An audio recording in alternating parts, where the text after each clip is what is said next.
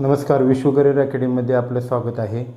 आज आपण इयत्ता 10वीचा गणित भाग 2 घटक आहे पायथागोरस प्रमेय, त्यामध्ये उपघटक आहे अपोलनियस प्रमेय आपण पाहणार आहोत। त्याचे एक गणित आहे की त्रिकोण पी क्यू आर बिंदू एस हा बाजू क्यू आरचा मध्यबिंदू आहे। पी क्यू 11 दिला असता, पी आर 17 दिला असता, पी एस 13 दिला असेल तर क्यू आरची लांबी काढा।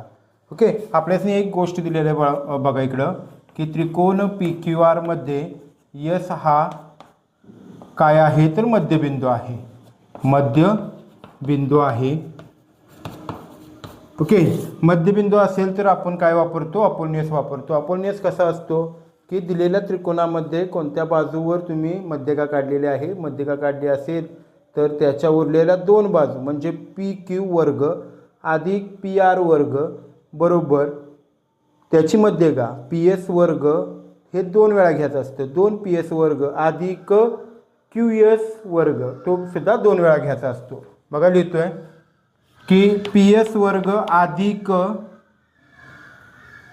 2 पी एस वर्ग 2 क्यू एस वर्ग बरोबर पी क्यू वर्ग अधिक पी आर वर्ग। हा कोण आहे तर अपोलनियसचा थेरम आहे, अपोलनियस प्रमेय। ओके, चला आता आपल्याला काय काय माहिती दिली ती इथं आपण मांडणी करू। 2 पी एस दिला आहे, पी एस दिलेला आहे 2 13चा वर्ग अधिक 2 क्यू एस दिलेला आहे का। ओके, आपल्याला क्यू एस काढायचा आहे म्हणजे क्यू एस घ्या बरोबर 2 पी क्यू, पी क्यू दिलेला आहे इथं 11 आहे, 11चा वर्ग अधिक पी आर दिलेला आहे 17चा वर्ग। याची मांडणी करायची आहे, वर्ग फक्त काढायचा आहे। 2 कंसात 13चा वर्ग 169 येतोय अधिक 2 क्यू एस वर्ग। ओके, 11चा वर्ग 121 येतोय, 17चा वर्ग 289 येतोय। याची आपण काय करायचे, बेरीज करायची आहे पलीकडं। ओके, साधारणतः उत्तर आपले येईल बाळा 410। किती येणार 410। ओके, 410 2 क्यू एस वर्ग प्लस 2 169। आता 410 प्रत्येक पॉईंट बघायचा आहे, पहिला प्लस दुसरा आणि तिसरा। याच्यामध्ये एकक स्थानी 0 आहे, इथं 2 आहे, इथं 2 आहे, म्हणजे मी या पूर्ण समीकरणाला जर 2 न भागलं तर मला काय मिळणार आहे, पूर्ण समीकरणास 2 ने भागू। म्हणजे मी काय करणार आहे, याचं थोडंसं वेगळं रूप घेणार आहे। 2 न भागल्यानंतर 2 छेद, ओके छेद येणार आहे, इथं सुद्धा 2 क्यू एस वर्ग छेद 2 येणार आहे आणि 410 छेद 2। ओके, 2 ला 2 गेला, 2 ला 2 गेला, राहणार आहे फक्त 169 अधिक क्यू एस वर्ग बरोबर 205।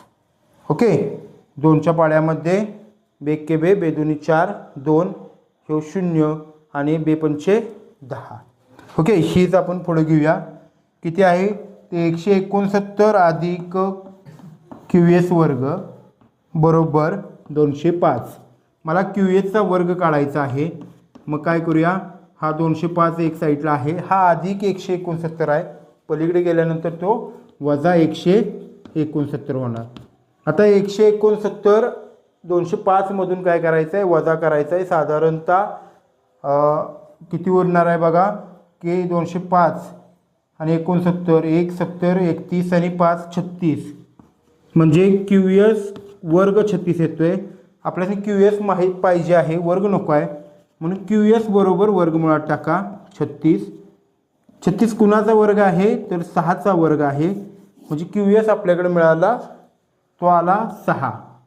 परंतु आपल्यासनी काय सांगितलेलं आहे, क्यू आरची लांबी काढा। मग क्यू आर कसा असतो नीट बघा, क्यू आर हा 2 क्यू एस बरोबर 2 एस आर असा असतो। मग आपल्याकडे क्यू एस दिलेला आहे, म्हणजे क्यू आर बरोबर 2 गुणिले क्यू एस, क्यू एस किती आहे 6 आहे, म्हणजे आपण नीट बघा क्यू आर हा 12 काढू शकतो। ओके, म्हणजे आपल्याला काढायला सांगितलेला QR 12 निघालेला आहे. अशा पद्धतीनं आपण अपोलोनियस थेरम इथे वापरू शकतो. ओके.